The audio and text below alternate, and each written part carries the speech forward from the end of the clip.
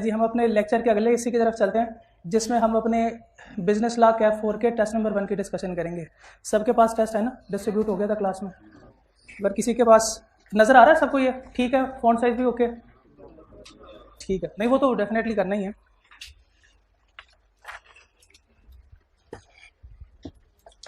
सबके पास है test number 1 सामने रखें, किसी को नज़र आ रहा है, किसी को नहीं आ रहा वो भी सामने रखें क्योंकि इनके पास नहीं है, अब तो कोई ऑप्शन नहीं है, वो भी इधर ही देखें। फिर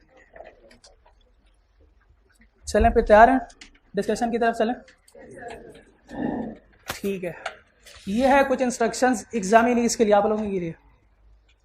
ठीक है, ये तो वैसे डिस्कस हो गई हैं, answer all 4 questions. Business law में हमारे पास ऑप्शन कोई नहीं है, यानी ये इसलिए है ऑल 4 क्वेश्चंस के प्रोफेशनल जो भी स्टडीज़ है वो सिलेक्टिव स्टडीज़ को डिस्करेज करती हैं। उसके बाद answer in black pen only, इसके साथ आप कंफर्टेबल होंगे। देखें 2-4 टेस्ट आप अटैम्प्ट करेंगे, प्रेजेंटेशन अच्छी नहीं होगी, आपको लगेगा एक पेन है तो यार ये खूबसूरत नज़र नहीं आ रहा, जो मैं बोर्ड पे लिखता हूँ उसमें तो मैं डिफरेंट कलर यूज़ करता हूँ, रेड भी है, ब्लू भी है, ब्लैक भी है, तो वो बड़ा अच्छा नज़र आ रहा है। लेकिन आई कैप में सिर्फ एक ही ब्लैक बॉल पॉइंट ही चलेगा आपका, दूसरा नहीं। मार्कर आप यूज़ कर सकते हैं लेकिन उससे क्या होगा कि आपका टाइम ज़ाया होगा, 5 सेकंड 6 सेकंड खोलने में, फिर बंद करने में, फिर बॉल पॉइंट निकालने में वो नीचे गिर जाता है, और फिर यही करेंगे 3-4 मिनट 5 मिनट भी अगर इवन हमारे पेपर में ज़ाया हो गए तो ये भी बड़ा लॉस है, ये भी इर्रेपरेबल लॉस है। तो हमने एक ही पेन के साथ यूज़ करना है, पूरा सेशन ये चलाएंगे तो फिर ईजी होगा, आगे जो है वो हमारा पेपर जो है हमें खुद अच्छा लगेगा। हाँ, अगर किसी की राइटिंग अच्छी है तो, अगर नहीं अच्छी तो भी राइटिंग के मार्क्स नहीं है, अगर होते तो मैं सारे पेपर पहले अटेम्प्ट में पास कर लेता। नहीं अल्हम्दुलिल्लाह कि ये भी हैं लेकिन ऐसी बात नहीं है। चलें जी, अब डिस्कशन की तरफ चलते हैं। ये अप्रोच तो हमने सीख ली कि हमने केस स्टडी को आइडेंटिफाई कैसे करना है कि ये केस स्टडी का सवाल है, उसके बाद इसको अटेम्प्ट कैसे करना है। तो डिस्कशन की तरफ चलते हैं। Question number 1, X polished Y shoes without being asked by Y to do so. Y does not make any attempt to stop X from polishing the shoes. Is Y bound to make payment? ये reproduction का सवाल है case study का? नहीं, अभी तो हमने पढ़ा है कि केस स्टडी में तो वो कंप्लीट 2-3 पैराग्राफ देता है। हाँ जी एग्जैक्टली, ज़रूरी नहीं है, अगर वो एक स्पेसिफिक केस को डिस्क्राइब करता है, उसमें पार्टीज भी इन्वॉल्व हैं, तो इसका मतलब ये केस स्टडी का सवाल है। इसमें हमने रिलेवेंट लीगल प्रोविजन कौन सी लिखनी है, जो हमने टेस्ट में की वो इसलिए कि हमें पता नहीं था उससे पहले, अब तो हमें पता चल गया। अब हम इसको प्रैक्टिस ऐसे करेंगे कि हमारी केस स्टडी की जो अप्रोच है वो भी रिफाइन हो जाएगी। तो इसमें रिलेवेंट लीगल प्रोविजन कौन से बनेगी? एग्जैक्टली, एम्प्लॉयड ऑफ एक्सेप्टेंस और एम्प्लॉयड ऑफर। ठीक है, तो डिसीजन क्या है? Is Y bound to make payment to X? ठीक है, और रिलेवेंट लीगल प्रोविजन में के बाद डिसीजन भी हो गया। अब बेसिस ऑफ डिसीजन में हमने क्या लिखना है? इसको हमने एग्जैक्ट, ठीक है, इसको हमने रिलेट करना है, पार्टी के नाम लिखने हैं कि बिल्कुल वाई जो है वो बाउंड है टू मेक पेमेंट। क्या? क्योंकि एम्प्लॉयड एक्सेप्टेंस जो है वो वैलिड ऑफर है। ठीक है, और अगर कंसिडरेशन है हमने एक्सेप्ट कर ली तो फिर हम बाउंड है to make to do so. अगर कोई भी कंसिडरेशन है हमने एक्सेप्ट कर ली है तो उसके बाद जो है हमने वो परफॉर्म करना है जो भी एक्ट है।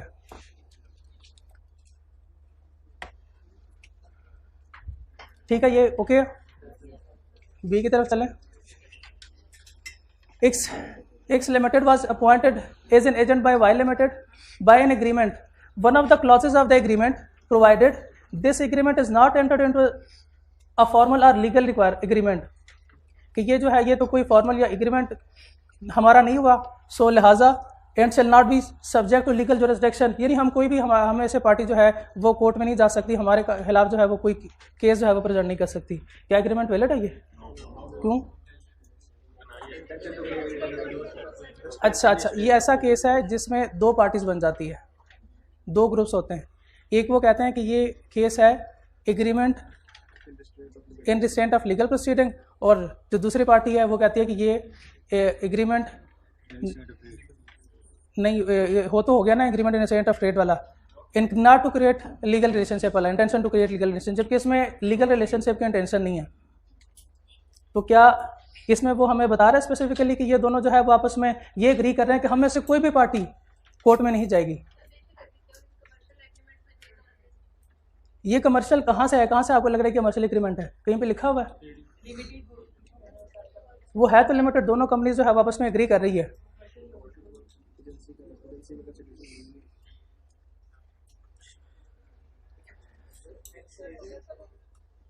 अच्छा, कितने स्टूडेंट्स को लग रहा है कि ये कितने स्टूडेंट्स को लग रहा है ये agreement in restraint of trade है? नहीं है, सॉरी लीगल प्रोसीडिंग है। हाइब्रिड में वहाँ पे किसी को भी नहीं लग रहा है, ठीक है। और कितने को लग रहा है intention to create legal relationship है? बाकी ठीक है। देखें, ये मुझे लग रहा है ये केस जो है ये है कि agreement in restraint of legal proceedings, और उसकी रीज़न क्या है? कोई जस्टिफाई इसको कर सकता है कि क्यों? नहीं, मैं तो कह रहा हूँ हाँ, ये भी हो सकता है कि मैं सोल्यूशन देख के पढ़ रहा हूँ। आपके पास में सोल्यूशन है? ठीक है, फिर आप सही हैं क्योंकि सोल्यूशन वाले सही हैं। हाँ ठीक है। देखें, अगर ये agreement intention not to create legal relationship के एग्रीमेंट का ये होता तो फिर ये पूरा ही वाइड होना था, ये कम्प्लीटली वाइड होना था। तो ये कॉन्ट्रैक्ट जो है कि ये कोई भी बंदा जो है वो कोर्ट में नहीं जा सकता, तो ये वाइड है, ठीक है ना।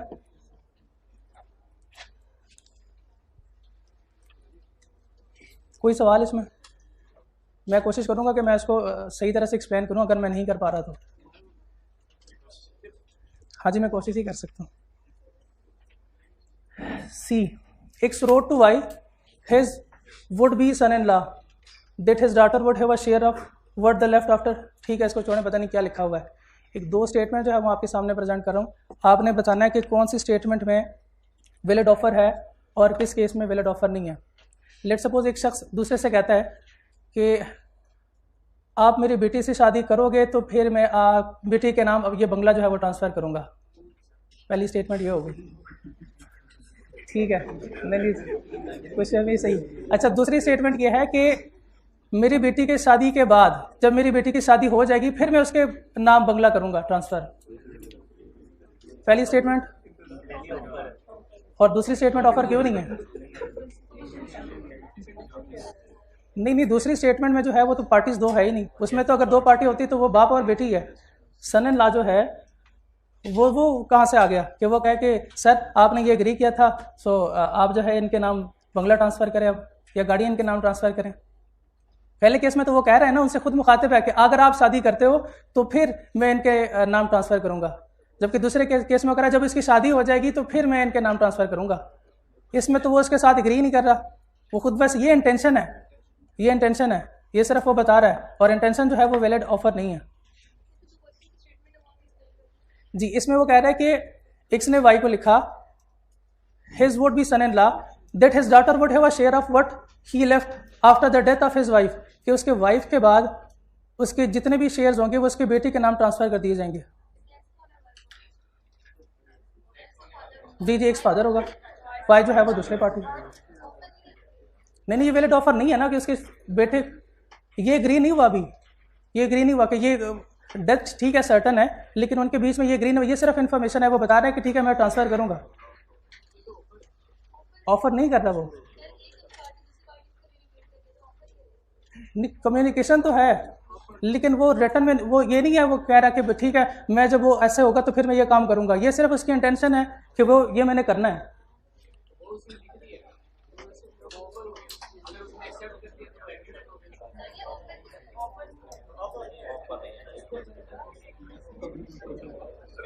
चलिए इसको डिस्कस करते हैं, इसको सर पे डिस्कस करेंगे बाद में, इसको करेंगे। ठीक है ठीक है ठीक है ठीक है ठीक है।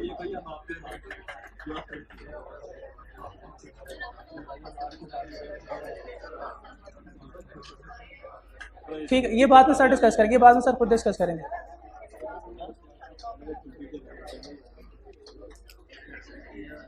ठीक है, नेक्स्ट पार्ट की तरफ चलते हैं। D, Mr X and Mrs hired a room in a hotel for a week. When they entered the room, they found a notice on the wall disclaiming the owner liability of damage, loss or theft of articles. अच्छा, जब आप hotel में जाते हैं तो पहले paper sign करवाते हैं या पहले स्टे करते हैं उसके बाद जो है वो पेपर साइन होता है? पहले साइन करते हैं ना, उसके बाद जाते हैं स्टे करते हैं। अब इस केस में वो कह रहे हैं कि उन्होंने उनके पेपर साइन कर लिए, फिर वो जब कमरे के अंदर गए तो उन्होंने वहाँ पे लिखा हुआ था कि किसी भी थेफ्ट या लॉस की सूरत में इंतजामिया जिम्मेदार नहीं होगी। Some of their items were stolen, discuss the legal position. क्यों, इनकी क्या लायबिलिटी होगी कि नहीं? क्या होटल की इंतजामिया जो है वो जिम्मेदार है? क्यों? लीगल प्रोविजन कौन सी बनेगी? Legal provision restraint of legal proceedings है ये। क्या इस केस में होटल की इंतजामिया जिम्मेदार है? अगर है तो क्यों? ये कौन सा केस है?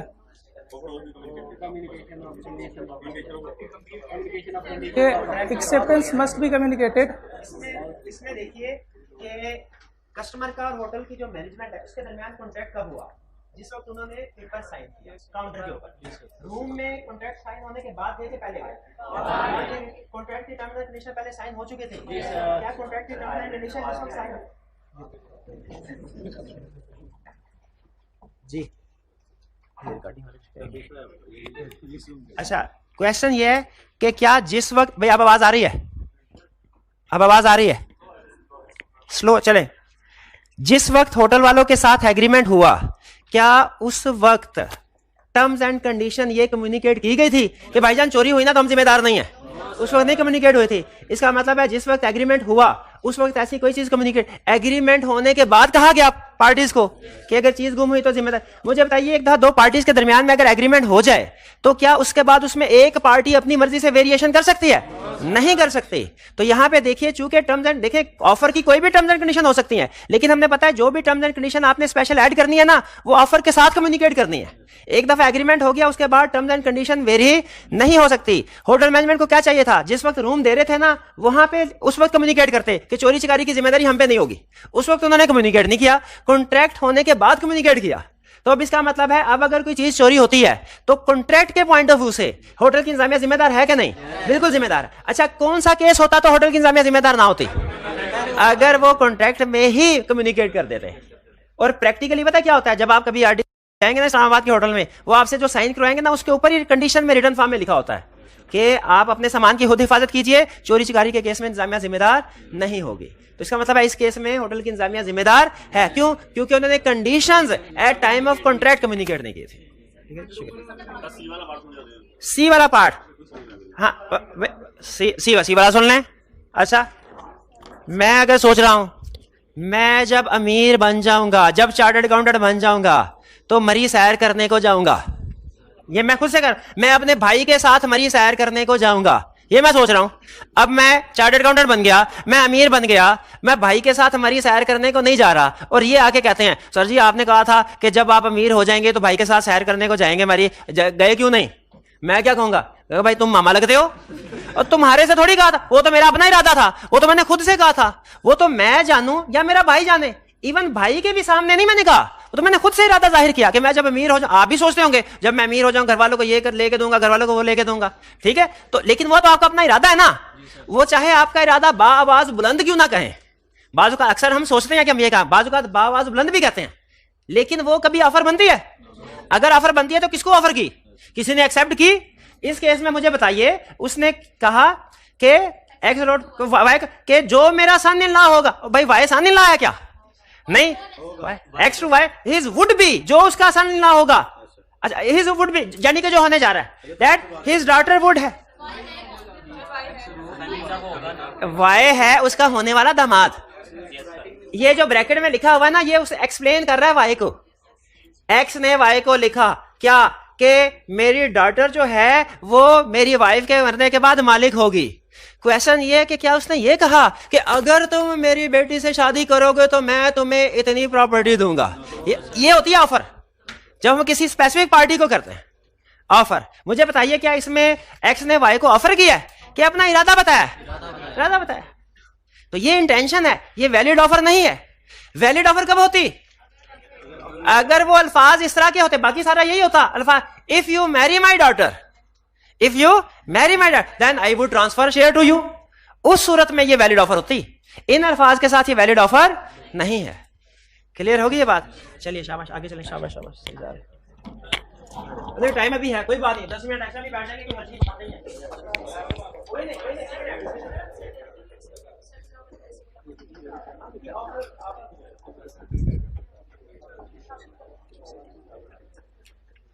जी पार्ट ई की तरफ चलते हैं। D a minor borrowed a sum from M. D जो है वो माइनर है, उसने एम से कर्जा लिया बाय एग्जीक्यूटिंग अ मॉर्गेजेस। मॉर्गेज कहते हैं लोन एग्रीमेंट को, यानी अपनी प्रॉपर्टी गिरवी रखवाई और कर्जा ले लिया of his property in favour of M. बाद में D suit for setting aside the mortgage. Is mortgage valid? क्या ये मॉर्गेज वैलिड है? ये क्योंकि एग्रीमेंट जो है वो माइनर के साथ है और हर एग्रीमेंट एज अगेंस्ट माइनर जो है वो वॉइड है। Can M recover the sum advance to minor? अच्छा, फिर मेरा एक सवाल है, अगर उसके पास जो है वो पैसे पड़े हुए तो फिर नहीं कर सकता। अगर उसकी प्रॉपर्टी जो है वो उसमें से नहीं ले सकता उससे? नहीं, उसकी प्रॉपर्टी भी तो उसके पास होगी। लेट्स सपोज उसके पास बाइक है, अगर उस पैसों से उसने जो है वो प्रॉपर्टी परचेज की है तो फिर वो जो है वो रिकवर करवा सकता है, अदरवाइज वो नहीं रिकवर करवा सकता। ये नेसेसिटीज वाला केस नहीं है। नेसेसिटी वाला केस भी तो हो सकता है कि उसने जो उसके पास लेट सपोज कोई एसेट पड़ा होता है, उसने जो है वो दे दिया और कुछ पैसे ले लिए, उसको ज़रूरत भी हो सकती है। नहीं, उसने मेंशन नहीं किया। नेसेसिटीज वाला अगर केस होता है तो वो प्रॉपर्ली मेंशन करेगा कि ये नेसेसिटीज सप्लाइड है माइनर को, तो फिर वो रीजनेबल अमाउंट उसमें पे रिकवर करवा सकता है। अच्छा, इसमें ये लाइन लिखी हुई थी, you are not required to write relevant legal provision in this question. आपने इसको इग्नोर किया, क्या होगा? क्योंकि आपको तो पता ही नहीं था कि ये है क्या। सही है। क्वेश्चन नंबर 2 की तरफ चलते हैं। X agree to sell his property worth R 1 million. इतना पागल है, एक 1 मिलियन की जो प्रॉपर्टी है वो 10,000 में सेल कर रहा है। X mother proved that X was a contingent idiot capable of understanding the transaction।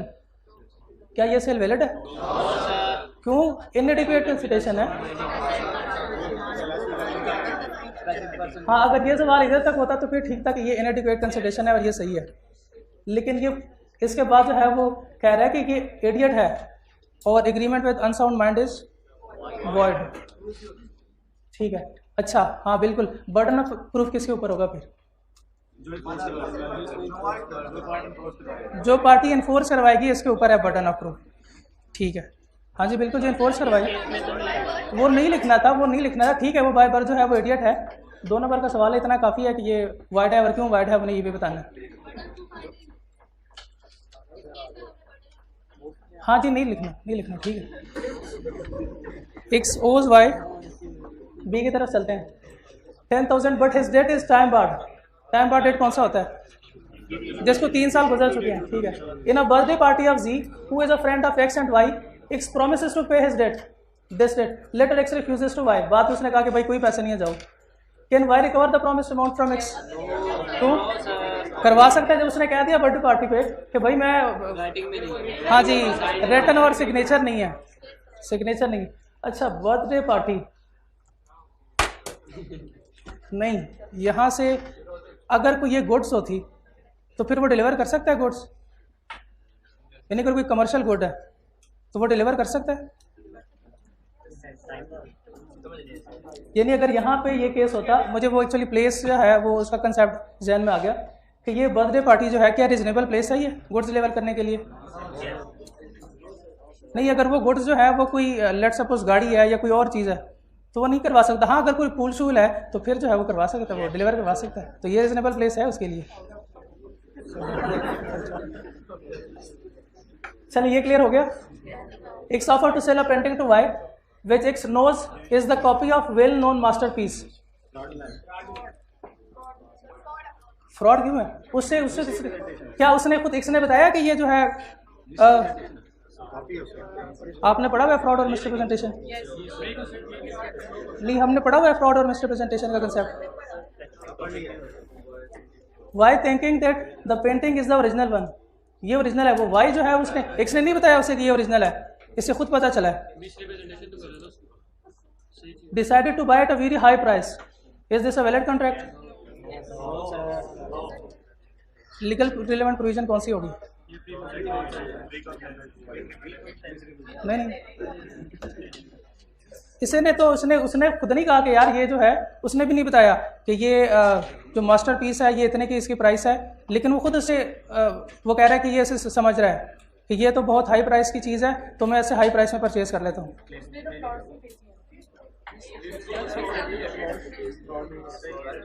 क्या सेलर के लिए ज़रूरी है कि वो सारी इन्फॉर्मेशन देगा बायर को, या बायर को खुद देखना चाहिए? लेट द बायर अवेयर वाला कंसेप्ट हमने पढ़ा हुआ है।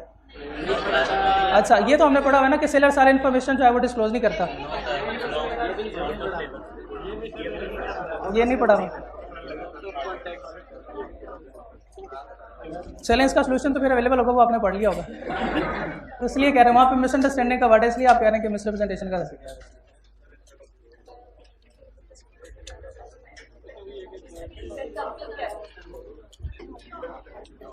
ये कुछ बच्चे समझते, जब आगे आप जाओगे तो आप कहोगे यार ये वाला कंसेप्ट जो है वो तो यूनिलेटरल मिस्टेक है, एक पार्टी को नहीं पता कि ये जो इन्फॉर्मेशन है और दूसरी पार्टी जो है वो छुपा रही है, तो आप कहोगे एक को तो पता नहीं है, दूसरी पार्टी छुपा रही है, तो ये तो या फ्रॉड है या मिसरिप्रेजेंटेशन है या मिस्टेक भी हो सकती है कि उसे नहीं पता। नहीं, उसके एक्स के लिए ज़रूरी नहीं है कि वो सारी इन्फॉर्मेशन दे वाई को, ये वाई को खुद पता होना चाहिए कि वो जो चीज़ ले रहा है वो ठीक है कि नहीं। वो चीज़ को देखेगा, आप जाते हो वो फ्रूट लेने तो एक एक फ्रूट उठा के देखते हो ना ये ख़राब तो नहीं है, या उसने जो रिप्रेजेंटेशन दे दी कि ये ठीक है सो बस ठीक है।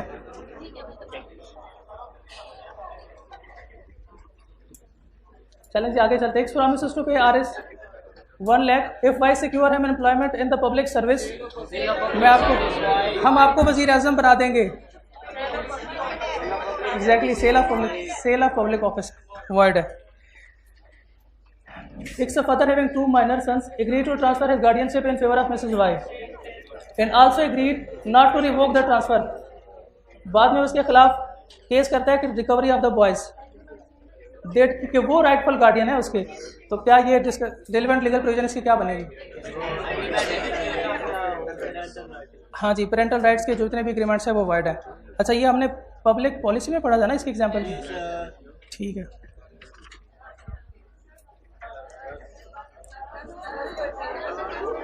Comment and legality and possibility of agreement in each of the following situation. Kamil and Raza agree that Kamil shall sell a house of Raza for 2 million. But if Raza uses it as a gambling house, Raza will pay RS 4 million for it. इसके हमने legality बतानी है कि ये legal है या नहीं, और ये इन्फोर्सेबल, इसको इन्फोर्स करवा सकते हैं कि नहीं करवा सकते। कौन सा? ये अल्टरनेट प्रोमिसेस वाला केस है या first legal and then illegal वाला है? जी exactly, first legal and then illegal. अच्छा, decision and basis of decision में हमने क्या लिखना है कि लीगल पार्ट जो है वो इन्फोर्स करवा सकता है, और ये जो है गैम्बलिंग पर्पस के लिए जो यूज़ कर रहा है वो नहीं करवा सकता, ये वर्ड है। हमने ये भी बताना है उसे। A and B carried on business in a certain locality in Karachi. A promised to stop business in that locality if B pays him RS 100,000. A stopped its business but B did not pay him the promised money. Agreement in restraint of trade, और agreement in restraint of trade जो है वो wide है। Basis of decision में हमने party के नाम लिखने हैं और जो है अमाउंट वो भी मेंशन करनी है।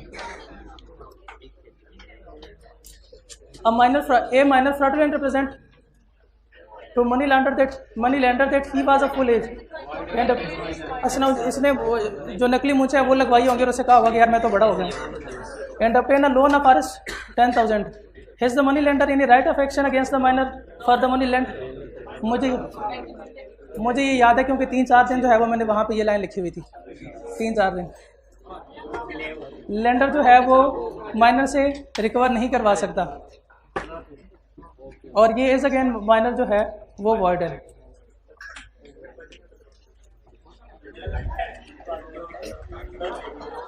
ठीक है,